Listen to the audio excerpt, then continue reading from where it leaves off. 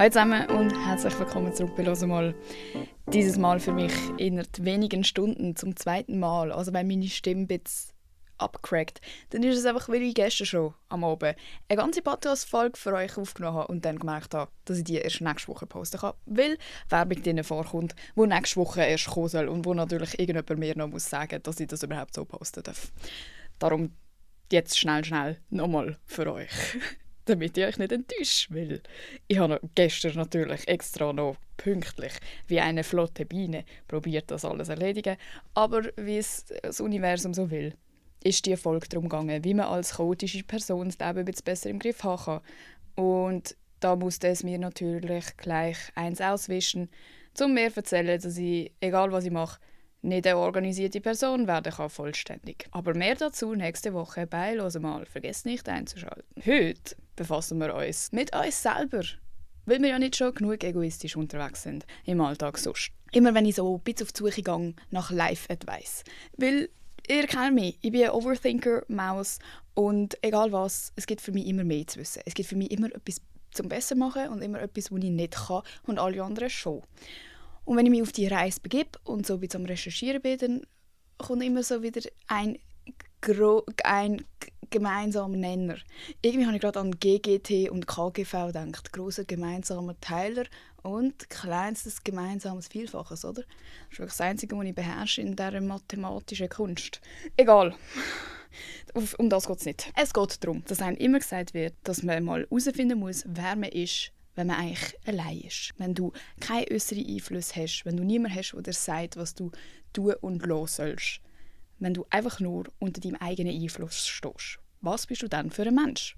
Und wenn man das anscheinend weiss, dann ist man wahrscheinlich schon ein Stückchen weiter, was Selbstbewusstsein angeht, was Lebenssinn angeht, was Zielsetzung angeht. Weil wie soll ich Ziel setzen, wenn ich gar nicht weiss, was ich will und wer ich bin?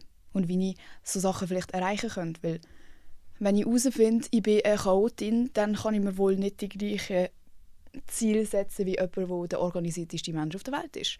Und all diese Sachen muss man ja zuerst irgendwie herausfinden im Verlauf des Lebens.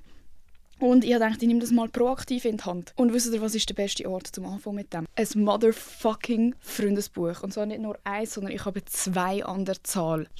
Ich habe das vorher angeschaut und bin gestorben. Girl was a diva. Ich erzähle euch jetzt einfach ein bisschen allgemein, weil ich es einfach funny finde. Aber nachher geht es dann for real um etwas Tiefes wieder. Ihr kennt es. Der allererste Eintrag, den ich hier gemacht habe, hat so halb meine Mutter geschrieben. Weil man hätte ja wollen, dass es schön geschrieben ist. Und da bin ich noch im Kindergarten. Also das heisst, ich bin so ich bin frisch 6 geworden, steht vom Datum her. Ein Tag nach meinem Geburtstag. Heisst das, ich habe das Freundesbuch zum Geburtstag bekommen. Safe. Auf jeden Fall, richtig cutes Foto. Ich blende es sonst gerne ein. Da steht, meine Hobbys, Ballett, Basteln, Malen und Reiten. Okay, lassen wir mal so stehen. Ich bin ein Fan von Findus und Peterson, Didelina, Hannah Montana und Lilifee. Lilifee habe ich selber geschrieben. Hat mir anscheinend nicht passt, was meine Mutter geschrieben hat. Meine Lieblingsfilmserie Hannah Montana, Biene Maya, Vicky. Weil mein Zweitname hat etwas mit Vicky zu tun.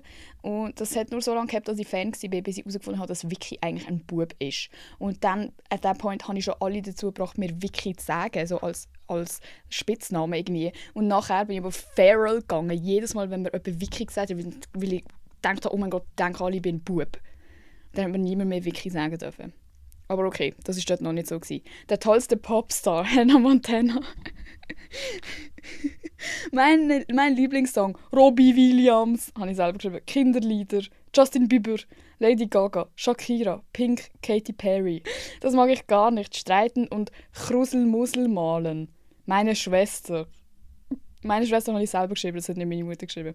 Meine Lieblingsbeschäftigung, Knuddeln und Basteln. Das schmeckt mir am besten. Spaghetti mit Tomatensauce und Hackfleisch. Wenn ich groß bin, werde ich Kindergärtnerin, Bauerin und Ballerina. Mein Wunsch für die Zukunft, dass alle lieb sind und niemand stirbt.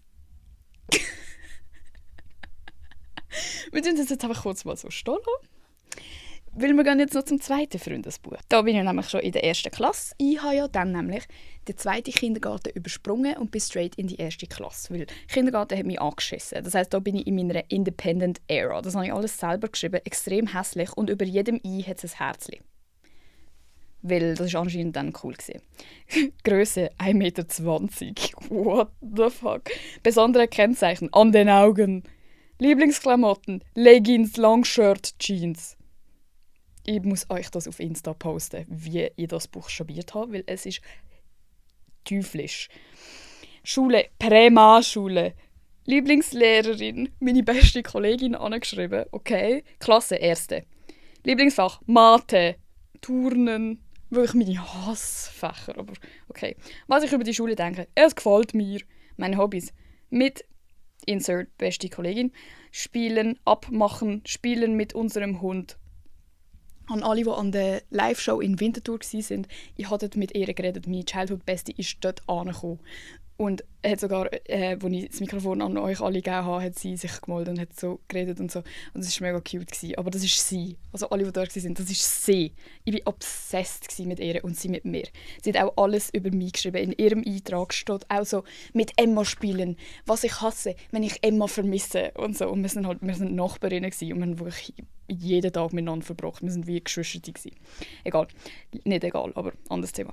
Lieblingsmusik. Hannah Montana, Justin Bieber, Katy Perry, Pink, Lady Gaga, Shakira, Robbie Williams.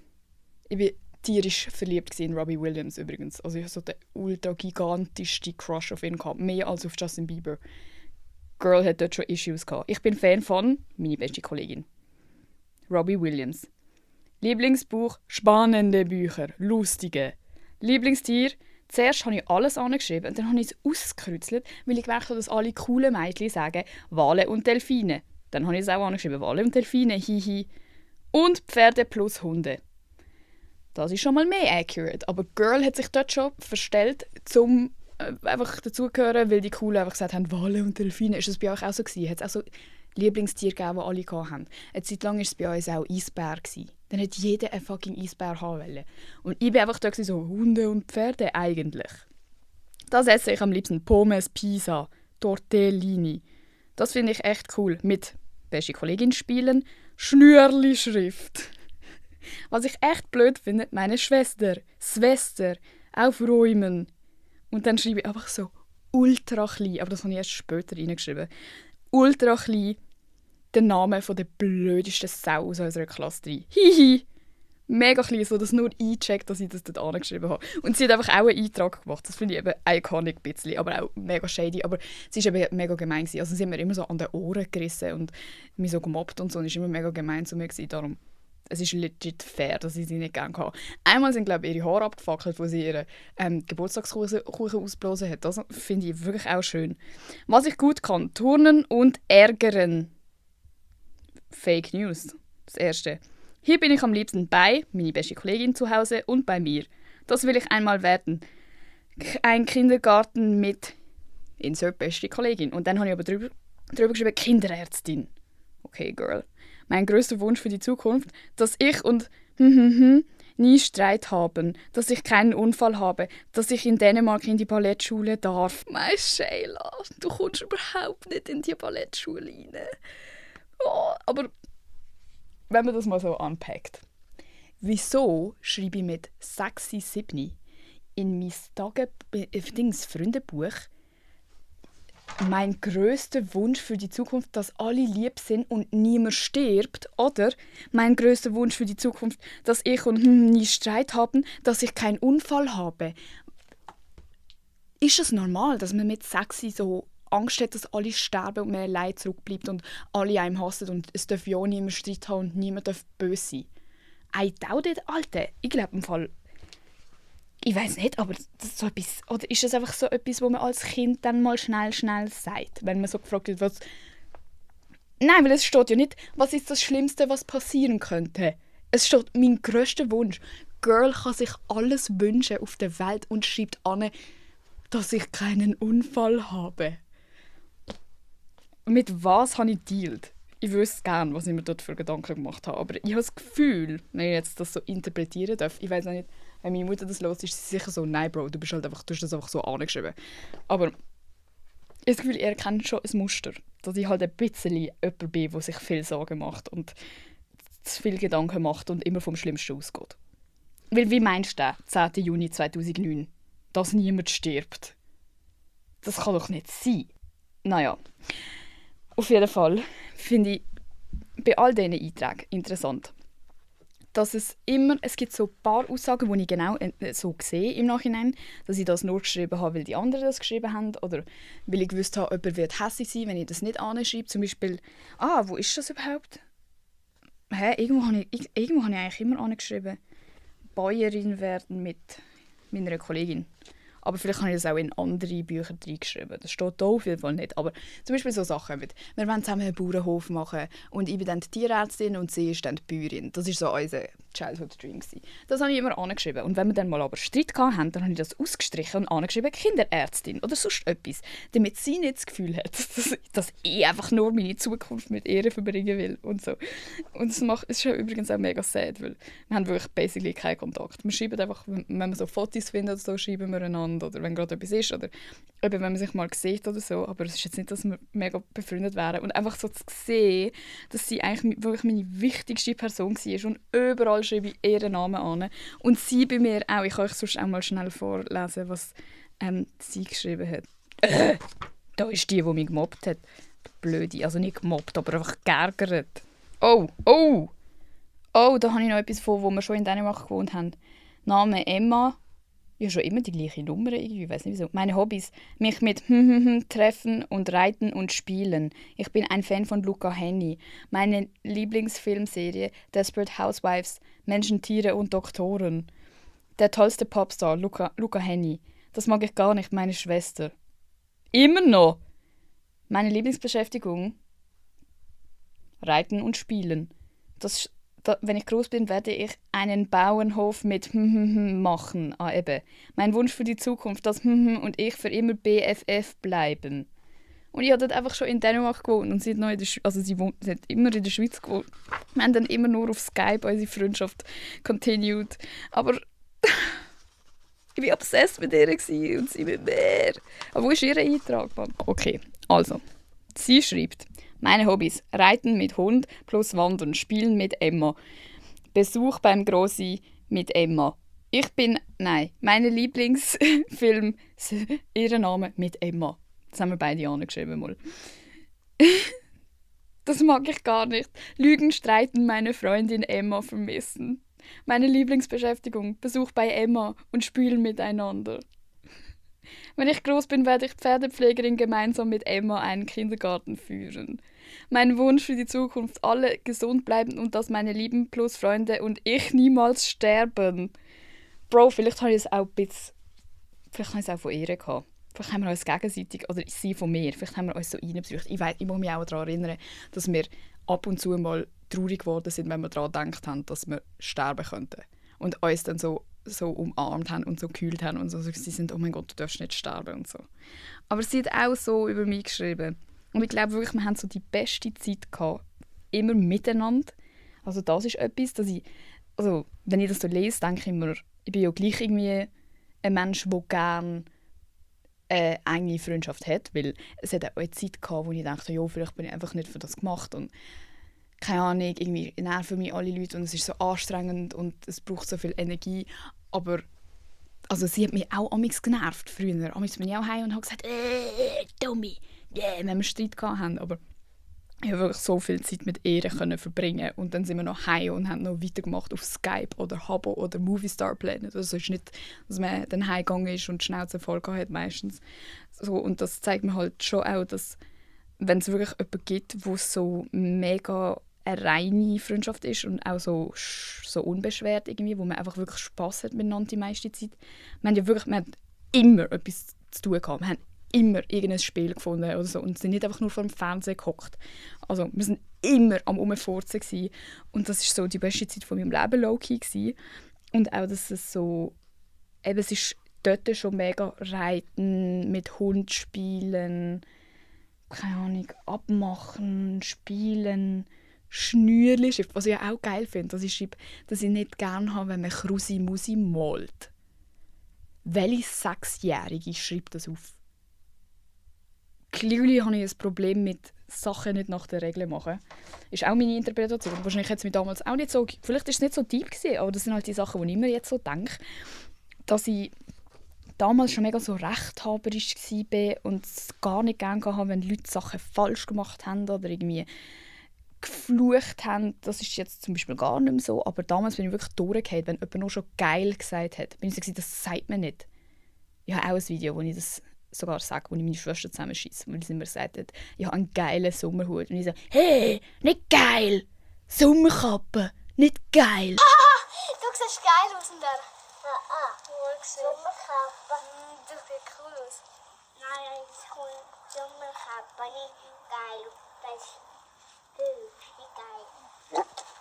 Wohl, das ist geil. Nein! Stift, mit denen ich schreibe, sind alle pink-violett. So, voll girly Pop. Das habe ich dann später ein bisschen verloren. Als ich in Dänemark war, bin ich voll so ein Bra-Girl geworden. Ist auch cool gewesen, aber dort, also in Dänemark sind halt die meisten Girls so, dass man Fußball spielt und Handball spielt. Und dann habe ich mich dann halt auch so probiert, irgendwie anpassen, weil ich kann legit nichts. Ich weiß auch nicht, wieso dass ich überall Turnen und Mathe angeschrieben habe, dass ich das kann.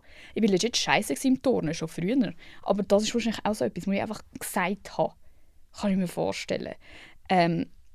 Und ja, auch, dass mich früher schon mega so das was cool ist, interessiert hat. Und Lady Gaga und Justin Bieber. Und ich war ja immer voll dabei und habe es voll cool gefunden und so Crush gehabt und bin so einfach so voll into all das gesehen. Und ich habe ja auch schon, also nicht viel später, so mit 9 oder so, das ist schon gut, hier in Dänemark, wo ich ja nochmal reingeschrieben habe, wird das schon so gewesen sein, dass ich so Fake-YouTube-Videos gefilmt habe und wirklich so da habe, als würde ich irgendwie so Make-up-Tutorials machen und Hair-Tutorials. Und ich habe so meine Haare glättet, wenn ich durfte, und gelockt und Frisuren ausprobiert mit meiner Mami zusammen. Und sie ist auch jemand, der das eigentlich mega gerne macht.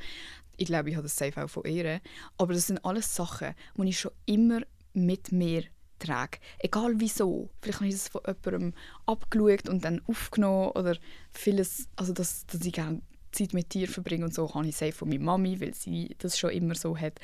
Aber wenn ich nicht so Sachen anschaue oder Fotos oder Videos anschaue, dann vergesse ich das amigs und denke mir dann so, ja, mache ich das wirklich gern? Gerade so das Social-Media-Ding, so, ja, okay, finde ich das wirklich cool oder finde ich es cringe? Bin ich wirklich jemand, der das machen will? Und dann denke ich so zurück und bin so, Bro, ich habe es schon immer so cool gefunden. So, girl was thriving in ihrem Zimmer, heimlich, so, dass es ja niemand mitbekommen hat, obwohl meine Mutter ja letztes Mal gesagt hat, dass sie immer gewusst haben, wenn ich am YouTube-Videos fake war, weil man dann ruhig sein und nicht reinkommen und so. Das habe ich vergessen. Das habe ich verdrängt, weil das ist fucking peinlich. Aber ja, ich glaube, eben vieles von den Sachen, die man heutzutage ja irgendwie gleich gerne macht, aber vielleicht ein bisschen aus den Augen verliert, kann man sehr schnell wieder finden. Und also, du kommst ja schnell darauf, was du als Kind gerne gemacht hast. Das ist keine Hexerei. Und das ist auch, dort muss man ja gar nicht hinterfragen, ja, wieso habe ich das gerne gemacht? Du hast es einfach gerne gemacht. Als Kind hast du nicht überlegt, wieso du das machst. Vielleicht, weil es deine beste Kollegin gemacht hat und du dann einfach nachher gemacht hast, aber das ist ja scheißegal.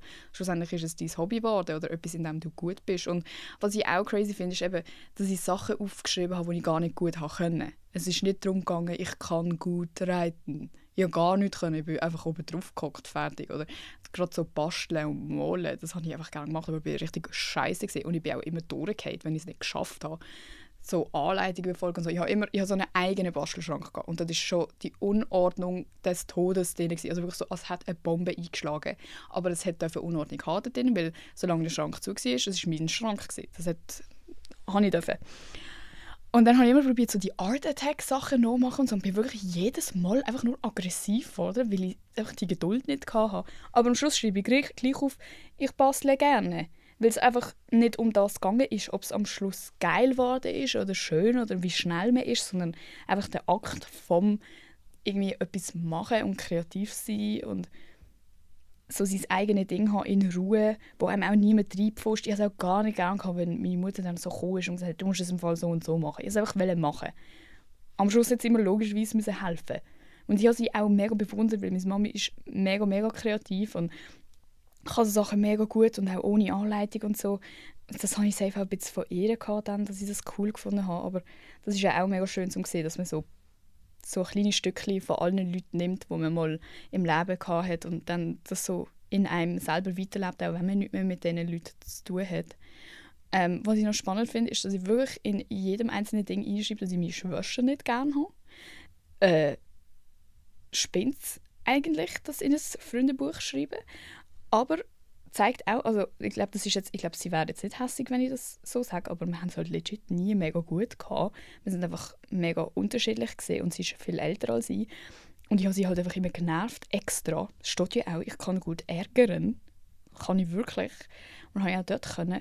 Aber dass man, keine Ahnung, das Kind das einfach so sagen, ist auch Bro, low-key fair. Okay, du hast es halt nicht so gut mit ihr, dann ist ja in Ordnung, aber alle Leute sind dann immer so, aber es ist doch Familie, aber es ist doch... So, nein, vielleicht verstehen wir uns einfach nicht mega gut. Wir kennen einander und wir wissen, wie wir sind und man kann es einfach so respekten. So, Bro, du bist so und ich bin so und fertig. Ich würde jetzt nicht, also der Point ist jetzt nicht, dass ich da sitze und sage, ich habe meine Schwester nicht gern, weil das stimmt nicht. Aber ich finde es crazy, dass ich das mit so sexy einfach confidently durchziehe, bis ich so 12 bin. Ich habe mir auf jeden Fall ein paar Fragen überlegt, die man sich stellen kann, wenn man herausfinden will, wer man denn eigentlich ist, wenn man allein ist. Weil ich finde, das ist so, jo, Bro, find das mal raus. So, nur weil ich einen Tag daheim hocke, heisst es nicht, dass ich wirklich so bin, einfach ohne äußeren Einfluss. Weil es ist eigentlich basically unmöglich, mal ohne äußere Einfluss irgendwo zu sein. Du hast immer dein Handy, du hast immer Verpflichtungen, du hast ja immer irgendetwas im Hinterkopf, das fremdbestimmt ist oder auf jeden Fall beeinflusst von jemandem. Und darum glaube ich, ist es wichtig, sich mal so wirklich anzusetzen und sich die Zeit nehmen und mal so in so einen Modus kommen, wo man wirklich so überlegt und so hypothetische Szenarien mal so durchgeht und einfach so, wenn ich jetzt dort und dort wäre, wie würde ich reagieren, wenn das und dies und jenes. Darum ist man doch auch immer so mega into it, wenn Leute so fragen, was würdest du machen, wenn würdest du lieber 1 Million nehmen oder 10 Kinder retten? Weil du bist dann gerade so, du musst dich dann sofort mega mit dir selber und deinen Grundsätzen auseinandersetzen und dann auf irgendeine Lösung kommen. Und so Szenarien können eigentlich mega helfen, weil je nachdem, was deine Antwort ist, sagt es ja auch mega viel über dich aus, und zwar ohne gut oder schlecht sein. Weil alles hat seine Gründe und das ist eben, glaube ich, das Wichtige, dass man irgendwann lernen kann, seine Gedanken zu begründen und auch seine Aktionen zu begründen. Wenn ich finde, es ist richtig, jeden Tag 20 Kilo Skienbestellungen betätigen und hinter dem stehen kann, dann lebt sich mein Leben wahrscheinlich viel besser, als wenn ich eigentlich jedes Mal in einen Zwiespalt komme, wenn jemand mich fragt, wieso bestellst du jeden Tag 20 Kilo Skien? Mache ich übrigens nicht, finde ich verwerflich. Aber kann ja sein, dass es jemand nicht verwerflich findet, und zwar for real. Und einfach dazu steht und halt so ein Mensch ist, dann bist du so, viel Spass damit. Das hätte dann einfach wahrscheinlich nicht jeder gern, aber du wirst sicher die Leute finden. Und zu dem gehört das ja gerade, dass man sich selber kennenlernt, lernt zu akzeptieren, lernt zu begründen, lernt dahinter zu stehen und dementsprechend auch zu akzeptieren, wenn jemand das scheiße findet. Weil du weißt ja wieso und warum. Kann dir ja wie scheißegal sein. Wenn mir jetzt jemand sagt, du stinkendes Horse Girl, das juckt mich doch nicht. Hä? Das hat mich noch nie gejuckt. Das schreiben mir mega oft Leute, dass sie sich schämen, dass sie ein Ross haben und so. Und ich so, hä? Wieso? Du machst es doch gern. Es ist cool, es ist eine Sportart, es ist mega anstrengend, man muss mega mutig sein. Aber das sind halt so meine Gedanken dazu. Und die übertrumpfen so alles, was wir jemals jemand anders sagen können. Auch wenn jemand mir kommt und sagt, ich bin Tierquälerin, weil ich reite, dann prallt das so an mir ab, weil ich weiss, dass ich das nicht bin. Checkt ihr? Und das ist, glaube ich, so das ultimative Ziel. Darum ist eine Frage, die ich mir aufgeschrieben habe, wenn ein Tag frei hättest und du hast keine Verpflichtungen, was würdest du dann machen? Und auch nicht, es ist nicht so, dass du einfach sofort könntest sagen, ja, ich gehe mit meiner besten Kollegin raus. Sondern du machst so for real etwas, so Aktivität oder... Die Aktivität kann auch sein, ich würde wahrscheinlich den ganzen Tag rumliegen. Aber wenn du jetzt wirklich mal so musst überlegen, so wirklich etwas machen, du hast nicht dein Handy, um den ganzen Tag dran zu chillen, was würdest du dann machen? Du hast frei, du kannst entscheiden. Bei mir ist wahrscheinlich, okay, wenn ich am Meer wohnen würde, aber so an einem Ort, würde ich safe ans Meer gehen. Aber weil ich am Meer wohne, würde ich wahrscheinlich legit einfach mit der Tilda laufen, reiten. Aber auch wenn es nicht so anstrengend wäre, um immer alles zu putzen und machen. So. Jemand würde mir mein Ross parat stellen. Und dann würde ich reiten, dann würde jemand mein Ross schön putzen nach dem. Nicht ein, weil das schiesst mich wirklich an. Dann würde ich vielleicht an einen schönen Ort fahren, ein geiles, mega spannendes Buch mitnehmen, das ich fast nicht mehr aus den Händen lassen kann. Und wenn dann noch Leute dabei sein dürften, dann so meine Ängste dabei haben und einfach eine gute Zeit haben. So grillieren oder so. So etwas Geiles fressen. Ich muss wirklich auch sagen, ich probiere ja auf diesen verfickten Health-Trip zu kommen, von wegen gesund essen und Scheissdreck. Aber es ist einfach, ich checke nicht. So geiles Essen ist wirklich, ich sage, macht mich glücklicher als der Durchschnittsmensch. Und die Leute sagen, man soll nicht essen, um glücklich zu sein, sondern essen als Nahrung angesehen. Sorry, es ist einfach geil. Also das wäre wirklich ein idealer Tag von mir. Aber bei anderen Leuten kann es ja wirklich so aussehen, so in Europa-Park und dann go Mount Everest besteigen und dann einen Triathlon absolvieren und so. Und bei mir ist halt wirklich so Grandma-Life. Aber das ist auch okay, finde ich. Findet ihr auch? Dann ist etwas anderes, was ich mir überlegt habe, dass man sich überlegen muss, was man vermisst, wenn man es nicht hat. Also was würdest du wirklich, wirklich vermissen, wenn es jetzt von heute auf morgen nicht mehr da wäre? Weil ich glaube, die meisten von unseren Sachen würden wir gar nicht merken, dass sie weg sind. Also gerade so Materielles. Es gibt schon mega nützliche Sachen und ich habe mega Freude an mega vielen Sachen, also wirklich Sachen. Aber gleichzeitig sind es nicht die ersten Sachen, die ich dann vermissen würde, sondern bei mir wäre es jetzt zum Beispiel wirklich Tiere. Weil amigs, wenn ich so in die Ferien gehe, denke ich mir mega lang vorher so, boah, geil, dann muss ich nicht mehr laufen die ganze Zeit und kann einfach mal chillen und ausschlafen und muss nicht misten und so. Und wirklich nach so 3 Tagen bin ich so, ich muss irgendwie in den Wald mit einem Hund. Also es gehört schon so zu mir. Ich kenne es gar nicht anders. Es ist mega komisch, wenn ich das nicht habe. Das würde mir wirklich so fehlen, so die Routine und einfach so das Langweilige. Für andere Leute ist das so langweilig und mega viele Leute in meinem Leben sind also, Bro, schiss dich nicht Huren an, am Morgen früh aufstehen und laufen. Nein, low-key nicht. Also das Aufstehen schiesst mich an, aber so das Laufen bin ich echt gechillt. Dann würde ich safe auch so wirklich so meine Alone-Time, wenn ich das gar nicht mehr hätte, wenn ich nicht könnte einfach mal Kopfhörer drauf tun, einfach irgendetwas hören und die Leute würden mich in Ruhe lassen, so 2-3 Stunden am Tag, ich würde crazy gehen. Auch wenn ich am Abend nicht etwas schauen könnte. Ich liebe es am Abend einfach nur chillen und so Netflix schauen. So. Andere sagen, dass es verschwendete Lebenszeit ist, aber für mich ist es einfach wirklich so etwas zum so runterfahren und einfach chillen und nicht am Abend noch alles andere müssen machen und so. Und mittlerweile, das ist mega cringe, finde ich, dass ich das sage, aber mittlerweile würde ich wahrscheinlich sogar das Gym vermissen, wenn es plötzlich weg wäre. Weil das auch so ein Ort ist, wo ich einfach sein kann, wo mich die Leute in Ruhe lassen, wo ich einfach etwas mache, wo ich weiss, dass es mir gut tut, auch wenn es anstrengend ist und mich auch anschiesst. Aber man fühlt sich danach auch einfach gut und das ist so etwas, wo ich bei fast nichts habe.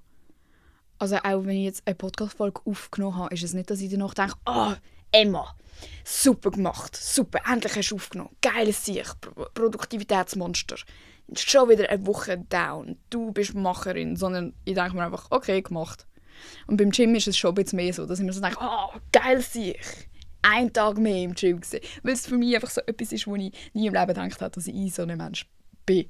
Das ist einfach gar nicht in mein Selbstkonzept reinpasst. Aber so muss es auch nicht. Ich mache es einfach. Und ich will auch nicht mich durch das irgendwie definieren. Und ich will auch nicht so, ich finde es immer noch, ich bin jetzt nicht die sagen, ja, ich gehe ins Gym.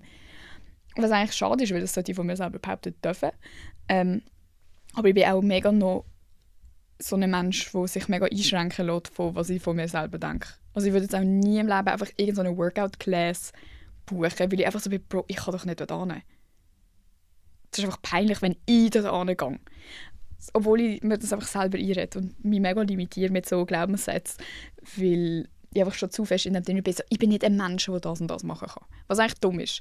Also nehmen wir doch kein Beispiel an mir. Aber ich glaube, das hat sich auch ein bisschen verstärkt durch das, dass ich auch weiss, dass jeder Mensch, der mich von Social Media kennt, auch weiss, dass es nicht zu mir passen würde. Und wenn mich dann die Leute dort sehen würden, dann würden sie denken, Alter, was macht Emma da? Die finden das doch safe scheiße. Also ich habe das Gefühl, ich lasse mich auch mega fest durch das einschränken, dass ich das Gefühl habe, alle anderen Leute wissen mehr über mich als über normale Menschen. So. Und dass die mich auch judgen könnten dafür. Was ja eigentlich auch wieder vollkommen Schnurzi-Furzi ist, aber ich glaube, ich kann es schon auch nachvollziehen. Vielleicht bin ich auch darum so unordentlich. I doubt it, weil ich es wirklich nicht, aber ich habe auch das Gefühl, weil ich mir selber einfach immer einrede, dass ich das nicht kann. Und dass ich auch nicht ein Mensch bin, der Ordnung braucht und ordentlich sein will, sondern ich bin einfach die immer ein schreckliches Zimmer hat. So. Vielleicht würde es besser klappen, wenn ich mir so einreden würde. Du bist eine ordentliche. Go, Queen.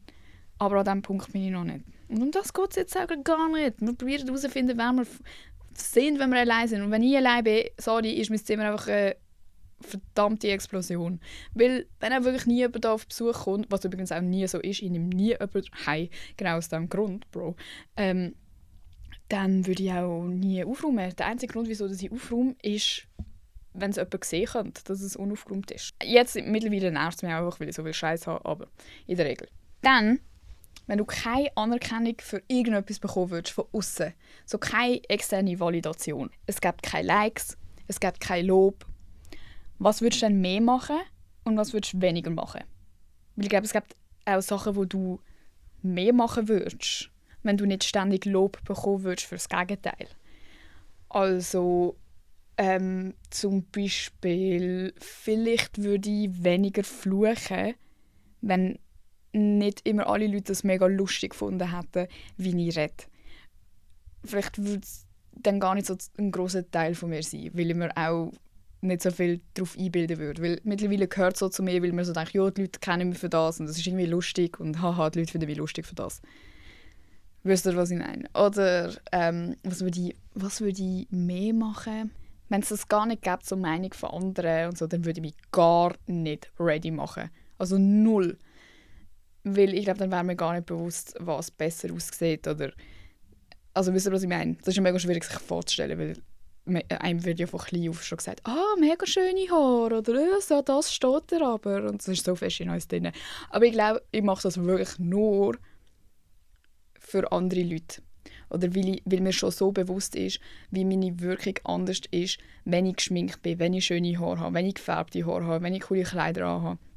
Weil ich weiss, dass ich Vorteile im Leben habe durch das. Und ich wäre ja auch blöd, wenn ich es nicht annehmen würde. Das ist so mein Mindset. Und klar, ich fühle mich besser so.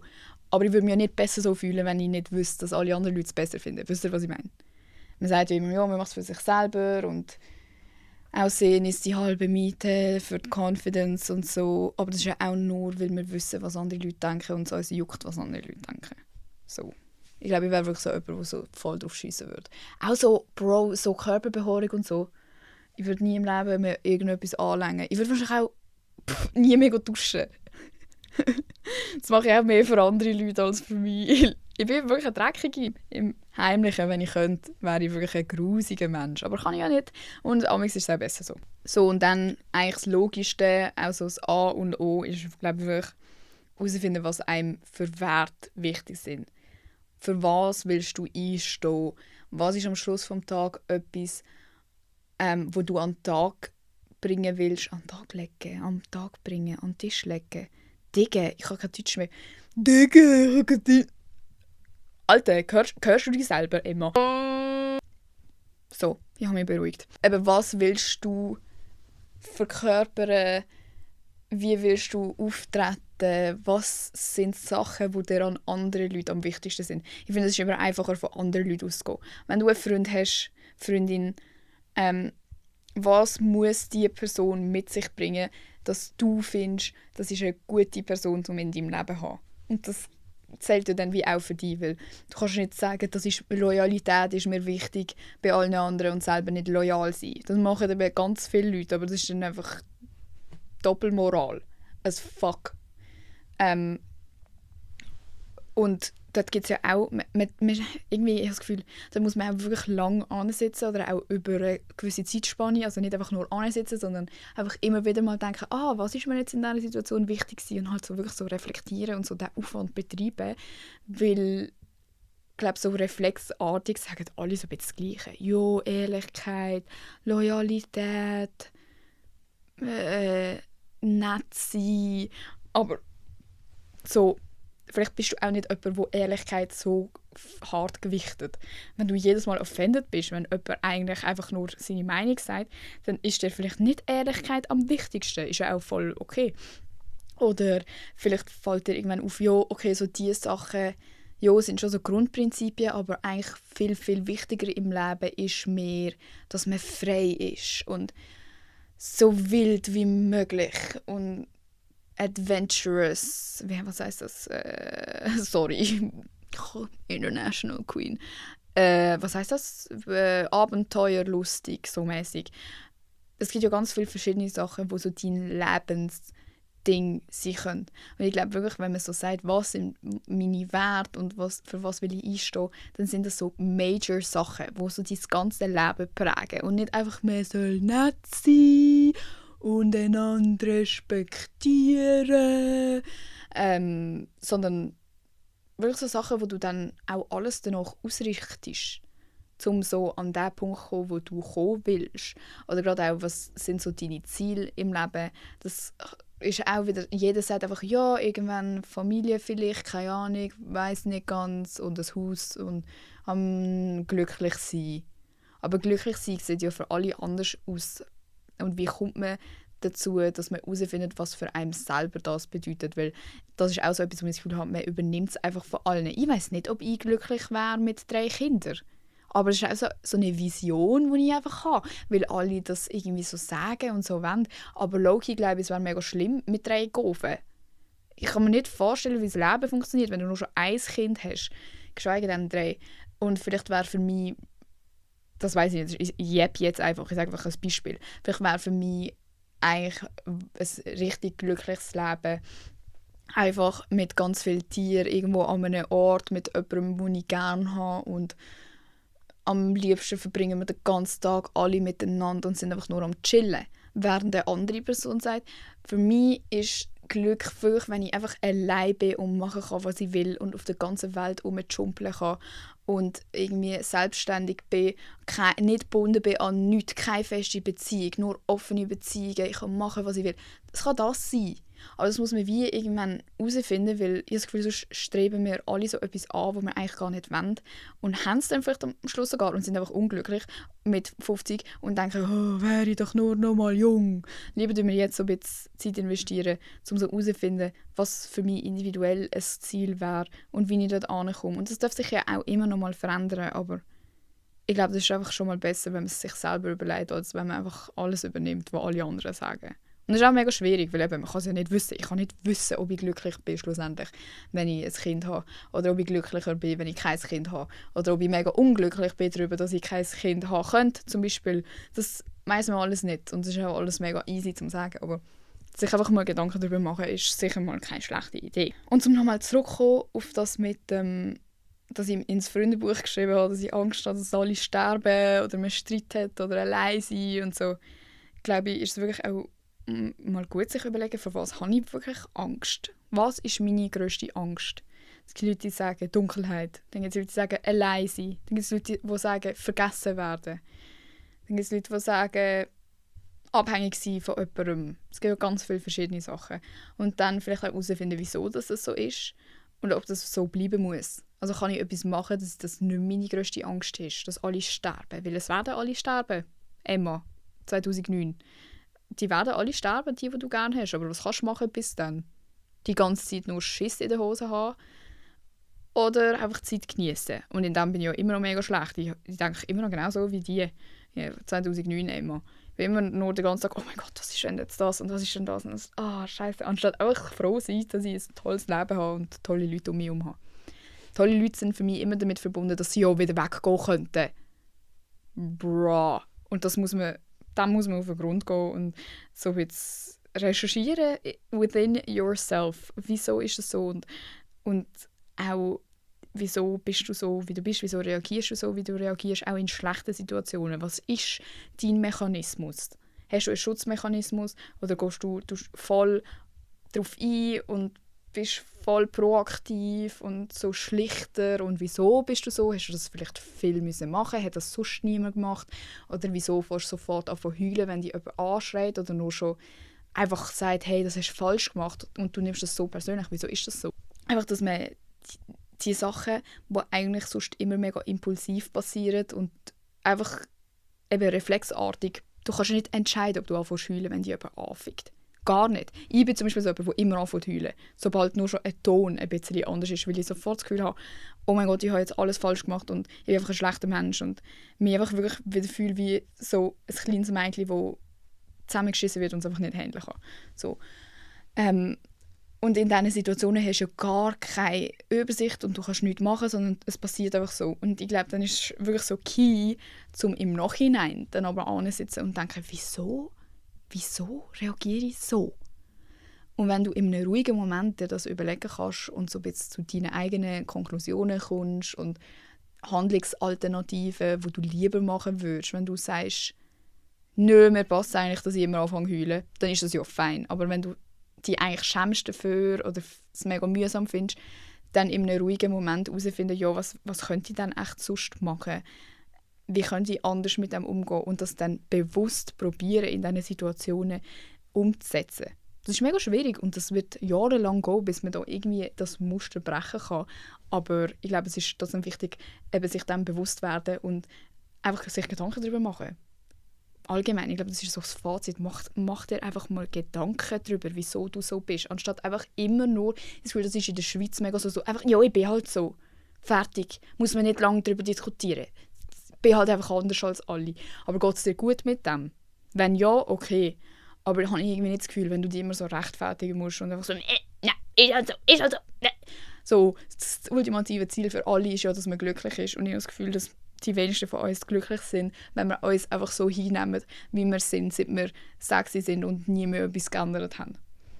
Man kann ja dann auch mega stolz auf sich sein, wenn man irgendwie etwas verändert hat und so irgendwie mehr in die Nähe von dem gekommen ist, wo man wirklich gerne sein will. Das heisst auch nicht, dass andere Leute in deinem Leben das gut finden werden, wo du schlussendlich werden willst.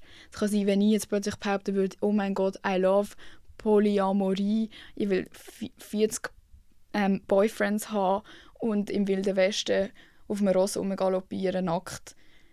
Und das ist wirklich das, was mich glücklich macht. Dann kann es sein, dass meine ganze Familie sagt, Alter, du spinnst doch, mit dir wollen wir nichts mehr zu tun haben. Aber wenn es wirklich das ist, dann go for it. Umgekehrt, es gibt sicher auch Sachen, wo man eben mal gescheiter auf die Familie hören würde oder die Leute, die schon lange kennen, weil die kennen die halt schon lange und die schmecken schon auch, wenn du einfach etwas Komisches machst, nur eben wegen äußeren Einflüssen, wo gar nicht so wirkt, als würdest du das wollen. Hat mir mal jemand früher gesagt, Emma, deine Lieblingstiere sind definitiv nicht Wal und Delfin, was spinnst du eigentlich? Wäre vielleicht nicht so rausgekommen wie heute. Und zu guter Letzt, glaube ich, gehört auch dazu, wie man mit sich selber redet und was man von sich selber denkt, wenn man allein ist. Weil einerseits denke ich, ja, es ist vielleicht oft gar nicht so schlimm, wie man meint, wenn man einfach nur allein ist und nicht die ganze Zeit auch Inputs von anderen Leuten bekommt.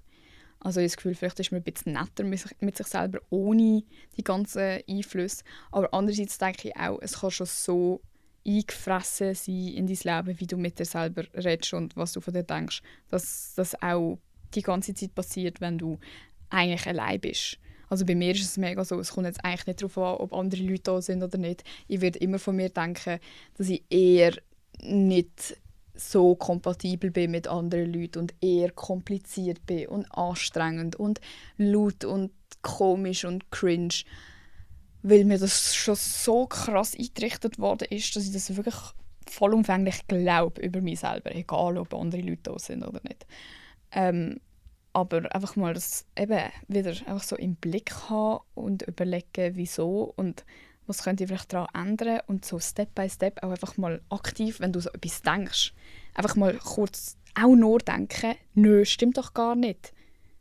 Aber es ist halt auch schwierig, man muss dann auch Sachen machen, die einem beweisen, dass man nicht so ist. Also wenn ich die ganze Zeit nur in meinem Kopf denke, nein, ich bin ja nicht kompliziert, nein, das stimmt gar nicht, aber im Leben tue ich dann immer kompliziert, dann kann ich das ja logischerweise nicht glauben. Ich muss dann schon auch etwas dafür machen, wenn es mich stört, dass ich kompliziert bin.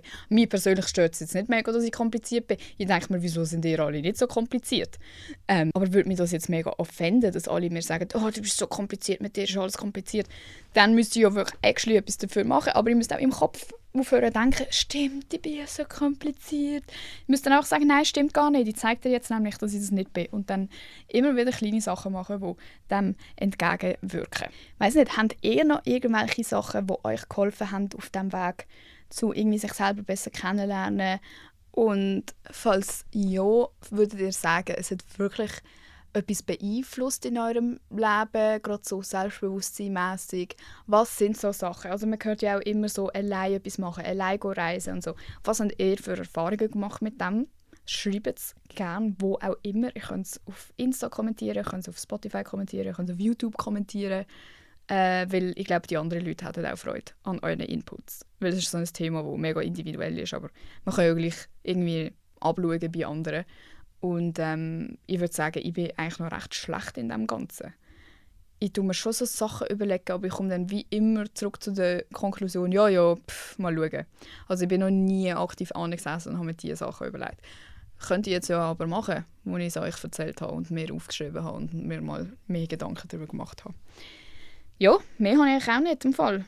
I have no idea im Großen und Ganzen, aber eben, überlegen kann ich gut, umsetzen ist dann immer etwas anderes.